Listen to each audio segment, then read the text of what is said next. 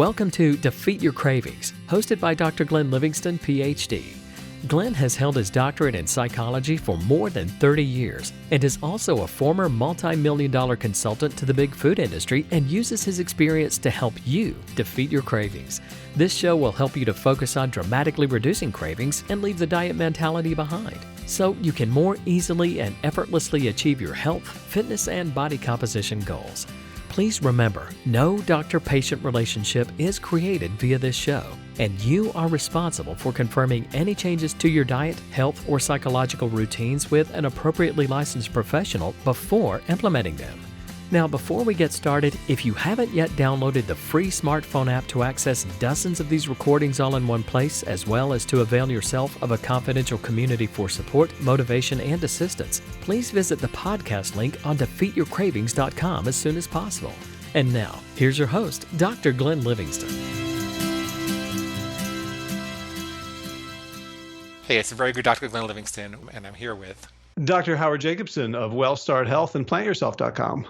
And we're here to have another interesting, intriguing, dubious discussion about how to overcome overeating, kind of cognitive behavioral way. And I wanted to talk about some memories from childhood.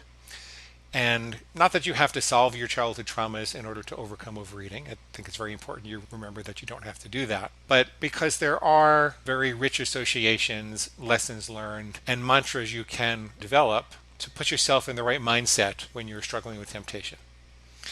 And so I've got a couple of stories I thought I would tell, and Howard, maybe we can go back and forth if this makes you think of a story. And if you don't know exactly what it means to you, that's okay. We'll just tell the story and figure it out. Okay, so we go back and forth with the story. When I was 4 years old, my mom decided it was time for my sister to get her first haircut. And I'd been going to this barber in Yonkers, New York, and every time it was a really fun trip. She'd take me, we'd go to the barber, I'd get a lollipop afterwards. Everybody paid a lot of attention to me. I really always liked getting my haircut. Well, when she took my sister, something awful happened. When the barber looked at us both, he said, "Oh my God, she has your face." And I started screaming and screaming and screaming at the top of my lungs, "Mommy, Lori took my face and she won't give it back. I want my face back." I got horribly worked up and upset. I started throwing a little tantrum. And of course, my mother took me aside and said, "Honey, he just meant you look alike. Nobody took your face. You still have your face. See, it's right here. Look in the mirror." And then I was better. And the way that I use that in my contemporary life is when I get all emotionally worked up about something. And I'll find that during the course of the day, something will happen. A client will be having a hard time, or there'll be a little problem in the business, or maybe I asked for a date and didn't get a date or something like that. And I'll just find myself in this horrific mood. And then my pig uses that to say, well, wouldn't a little bit of pig slop be just a fantastic thing to distract us from this? What I say at those times is, "Glenn, nobody took your face. It's okay. Nobody took your face, Glenn. Go look in the mirror. Your face is still there." And it reminds me of the childlike tantrums that I used to have way back when. It reminds me that I'm prone to having very strong emotional reactions. And really, there's nothing to be so worked up about it. It puts me back in my right mind. And it's okay to be really emotional and still not eat, but it's kind of nice to have a mantra that takes you out of that emotional overwhelm and puts you in a better place to make it just a lot more comfortable. So what do you think about that? I love that. To me, it's like creating or drawing upon your own personal mythology. One of the things I love about that is that, we live in a culture that has become very homogenized. There's nice things about having shared cultural references, but there's also something beautiful about having your own mythology. It's like inside joke with yourself. Yes, you can do the same thing through dream interpretation. If you have some classic dreams and you spend some time to understand what they mean, then the symbolism? I think symbology is a great word. New word. I want the trademark. I actually don't think it's a new word. It's not a new word? No, I don't think so. I think it's actually the correct word. Oh, no. Symbolism would be the correct word. I think it's different. Okay. Well, now I'm looking it up.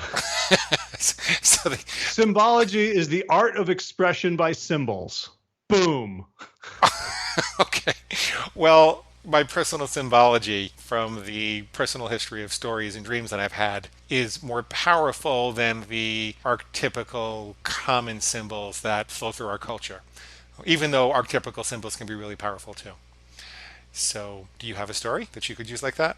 I'm thinking about stories that have meaning for me. I don't have one specifically about food, but I do have one that kind of has oriented me towards thinking of myself not as a victim of circumstance. So I was a really good softball player. And the reason I was a really good softball player is I went to a Jewish summer camp and we didn't have baseball, we had softball. I couldn't play basketball real well. I wasn't a good swimmer. So the other thing that I could be good at publicly and get acclaim for was softball. And it was like very slow pitch. And I just hit home runs all the time.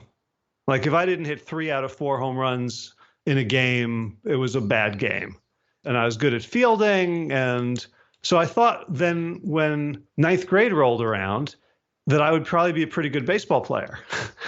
And I discovered very quickly that baseball and softball had absolutely nothing in common on a kinesthetic level. Like it was two completely different games. So I was having trouble fielding. The balls were going way too fast. It was too small. But then I had my chance at bat. And of course, that was where I was so proud. And Carmen was pitching. And I was standing up there in my lefty crouch.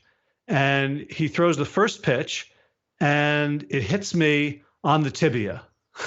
Like the one bone in your body where there's no padding whatsoever. Like you can reach down and feel your tibia. You can feel the contours of it. For the benefits of people who don't know where that is.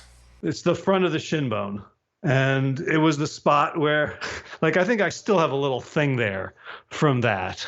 And it was like, it hurt like nothing had ever hurt before. And I went down, I was rolling around, crying. Like I was sure that like I was crippled, like I was never going to walk again. That was the last time I played baseball. I didn't try to get better. I didn't try out for the team.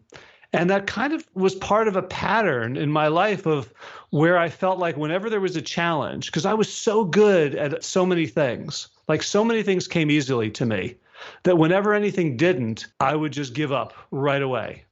And so like that's not a great trait to bring into adulthood, especially when you're moving in higher and higher circles. I was trying to be great at AdWords and marketing and copywriting, and then got into health and writing. And there's things we have to do that are hard. And if we want to be good at things, we have to be willing to suck for a while. Like I think about myself rolling around on the ground, clutching my tibia, that I had chosen to be there, that it's not something that happened to me. It's a position that I put myself in. I volunteered. And so now, like whenever I find myself in situations where I would be like, oh God, this is terrible, get me out of here, I have this phrase go through my head, batter up. Oh, I love that. Batter up. It's very much like, Jung's amor fati, love of your fate, or where you stumble, there lies your treasure.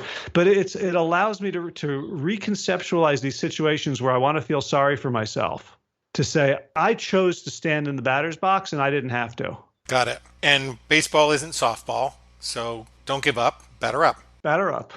I love that. That's fantastic. The way you could translate that to overcoming overeating is that when you first work on your food plan, you'll probably start with a simple rule or two. And a lot of times people will start with a rule that eliminates a totally unnecessary food. And the classic example I have in my archives is popcorn. It's very possible to eliminate popcorn once and not have it again forever. And then people start to eliminate something or look to install a behavior that's really more complex. Like, for example, suppose you're going to stop having flour and sugar. Well, it's entirely possible people were getting half their calories from flour and sugar. And all of a sudden, that's great, you're not going to have flour and sugar, but what are you going to have? And that involves developing new shopping routines, new preparation routines, new eating routines, in addition to installing the brakes on not having flour and sugar. And you could say to yourself when you take the next step that, look, batter up. This is baseball, not softball. I'm going to the next level. I chose to be here. I'm doing this for the challenge because you're supposed to go out and grab life by the balls and ascend, because without a goal, what do you have? Without getting better, then you're probably getting worse. So batter up. What do you think? Absolutely. I go through these periods where I try to live for about a month on leafy greens and fruit. I have other things in my diet at other times. And I'm not restricting, by the way. I'm having 3,000 to 4,000 calories when I do that, so please don't worry about me. If I go over to Chronometer, I'm pretty good on virtually every nutrient. But I go through these periods, and they're really hard. And once in a while, I'll make a mistake. Once in a while, my pig will get me on that level. It doesn't get me to go all the way back. I can't do that anymore. But once in a while, I'll make a mistake, and it's tempting to listen to the pig say, well, you've lost it, you're no good, blah, blah, blah, but batter up. It's actually more than baseball. It's like playing in the big leagues. It's like going from the minor leagues to the major leagues, and batter up. Yeah, it's the big leagues. Cool. Well, thank you, my friend. And that brings us to the end of today's broadcast of Defeat Your Cravings, hosted by Dr. Glenn Livingston. Now, if you'd like to find out more about the products and services Dr. Glenn offers to help you dramatically reduce your cravings and stop overeating in 90 days or less, please visit defeatyourcravingscoaching.com. That's defeatyourcravingscoaching.com. Thanks.